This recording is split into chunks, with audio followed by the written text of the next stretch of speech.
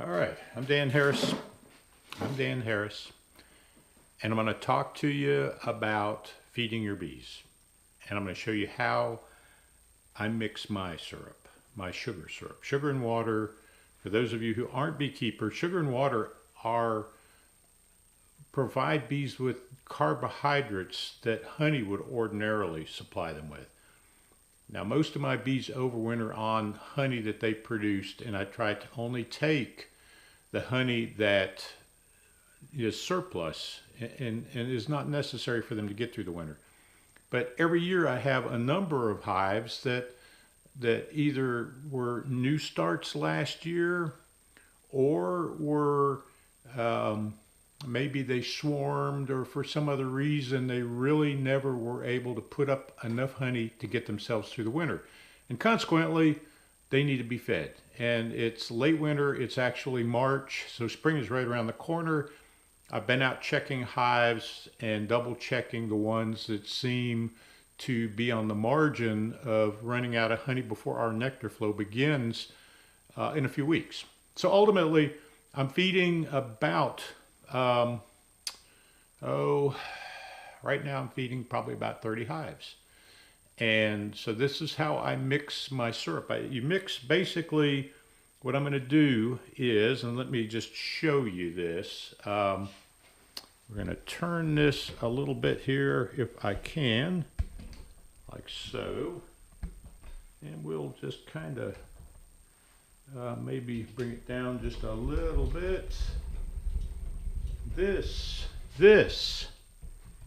is my 25-gallon Maxant honey bottling tank. It's a stainless steel double-walled tank, and during most of the season it performs duty as it's intended, which is to bottle honey. So I'll fill it with 25 gallons of honey, and I'll put jars under, and I use this valve then to fill those jars, and that's how I get my honey from my larger containers into the jars and containers that I sell. In the end of season, when I start to feed those colonies that look like they're on the brink of starvation, or might be before the winter's finished, I start to use it as a place to mix my sugar water. And sugar water, generally in beekeeping circles, sugar water is mixed at 2 ratios typically. In winter, or in the onset of winter, we typically feed our bees 2-to-1 sugar water, 2 parts sugar to 1 part water, which is extremely difficult to mix because that much sugar does not want to dissolve very readily into that amount of water, 2 times the amount of sugar to the water by weight. But it does deliver carbohydrates pretty efficiently to the hive. So we do sometimes, in that time of year, we do mix at that ratio. This time of year, they're building up for spring. And so I feed them, the ones that look like they might come up short, I feed them 1-to-1 sugar water. The ratio is 1-to-1, half sugar, half water. Sugar dissolves much more readily in the water at that rate. This again is a double-walled tank. There's a sight tube over here that shows how much water is actually in the liner and in the cavity. And there's a heater under here that can be turned on. And so ultimately, what I'm going to do when I mix 2-to-1 sugar water, I will put in 9 gallons of water and bring it up to about 165 or 70 degrees. Bring that water up to about 165 or 70 degrees, and then I'll stir in 150 pounds of sugar. Mixing 1-to-1, I'll put in about 12 gallons of water, bring it to 140 plus degrees, and then I'll mix in 100 pounds of sugar. So basically, water weighs a little over 8 pounds per gallon. And so you can do the math yourself. 9 gallons of water is probably going to be 70 to 80 pounds. 150 pounds of sugar is twice that roughly, and 12 gallons of water would be about 100 pounds of water and 100 pounds of sugar, so that works out pretty well too. Either mix produces in this tank about 21 or 2 gallons of finished product, of finished syrup. And at that point, I will then let it sit overnight, and then I will fill 1-gallon containers, take those out into the bee yards to feed the hives that need to be fed. I hope that makes some sense. I also will show you where I do mix in some ascorbic acid, which is vitamin C. I'll show you how I do that as well. And I did that, I started doing that primarily because it acidified the water enough that it kept the final solution from going bad too quickly. And sometimes it'll sit in these gallon containers before it gets out into the hives for a week or 2 or 3 even. And when that does happen, I don't want it to start to mold and begin to ferment. And when I put it in the feeders, I also don't want that to happen. So I do try to acidify it a bit. I have been told, I won't try to even begin to tell you that I know it personally as a fact, but I've been told that more acidic water will cause the sugar to, they call it invert. And inverted sugars are basically simpler sugars. So they'll take the sucrose that is basically the sugar that I'm putting in, granulated sugar, and dissolving in the water. But over a period of time, that acidic water will begin to convert that sucrose into simpler sugars, which are more readily available to the bees. If the bees get sucrose, they have to literally biologically convert it to simpler sugars before it becomes useful to them. So if there's any merit to that, then the addition of the acidifying agent is just that extra bonus to doing it. So long and short of it, I'll show you. I have here a 3-gallon, let's see if we can show it to you. So it's 3-gallon, this is a 3-gallon pail. I'll fill this today with water 4 times, and then each time pouring it into this tank, which I put 12 gallons in, I'll put the top on the tank, I'll turn the heater on, and I'll come back and check it in a bit. And when it gets up above 140 degrees, I'll mix in the sugar. And so that hopefully makes some sense. Let me start pouring the water. This is the last pail of water. You didn't have to wait while I filled all those pails, did you? You didn't want to watch wait to be bored to tears with that. Last pail of water, 12 gallons, about half full of water. Gonna put the top on it. All right, then I turn the thermostat here up. I generally put it up 160 to 180 degrees. It's not going to get that hot because I'm going to set the timer on my cell phone for about 3 hours.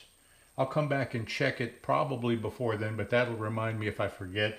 And it'll certainly be above 140 degrees by then. Now I talked about adding acid,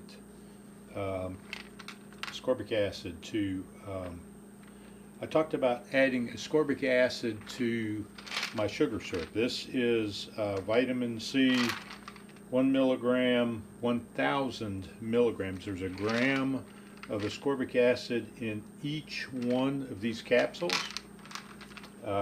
What I wind up doing, this is a mortar and a pestle, it's called. I picked it up, heaven knows where I got it, but it's used for crushing up capsules like this. I'm making about 21, 22 gallons of finished product. So we're going to go 2, 4, 6, 8, 10, 12, 14, 16, 18, 22. So it'll be about 22 gallons of finished product. So I put 22 1,000 milligram, 1 gram ascorbic acid capsule into here, and I use this, they don't all get away, I use this to crush them into a powder. Just kind of a follow-up, I'm going to zero the scale. It reads out to 1/100th of a gram. So it's zeroed. I'm going to place one of those 1 milligram vitamin C capsules onto it. And you notice it reads 1.40 grams. There's 400 milligrams of other compounds in there above and beyond the ascorbic acid. And that's what is going to settle to the bottom of this pot once we dissolve that. So as you can probably see, the water has come to a boil. Pot of water. There is the ground up vitamin C capsules. We're gonna just get the most. Whoa, okay. Just turn that thing off. Doesn't need to be on. And just stir that in, just to kind of help it. And then we'll let it settle. Okay. Waited the 3 hours that I'd set on my alarm on my phone. We're sitting almost at 160 degrees. 140 would have been plenty adequate. 160 is all the better. I have this nice long stick, stirring stick. It's plastic. I bought it at a brew shop somewhere that I use for stirring. This is the ascorbic acid, and if you can look down in there, you'll see debris in the bottom. That is that 400 milligrams per capsule of binders and other such things. Over here, I've removed the tops of 100 pounds, 4 25-pound bags of sugar. I could buy sugar in 50-pound bags, save a few cents a pound. The problem for me is managing that weight.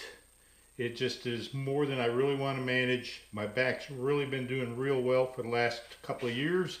I want it to stay that way. So, number one, of course I'm going to remove the lid or the cover, top, whatever we want to call it. Number one here.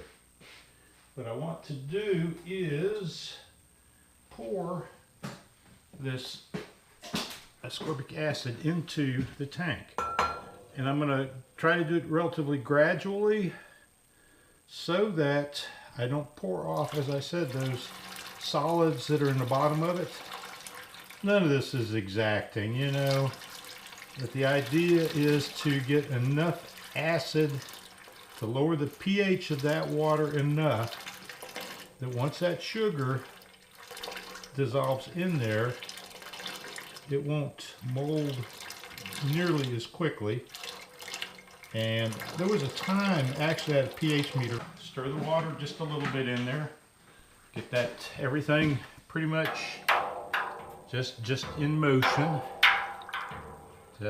And again, this is so much easier than the 2-to-1. 2-to-1, it's not terribly difficult, but it does require a lot more stirring to get it in. And we begin to pour sugar.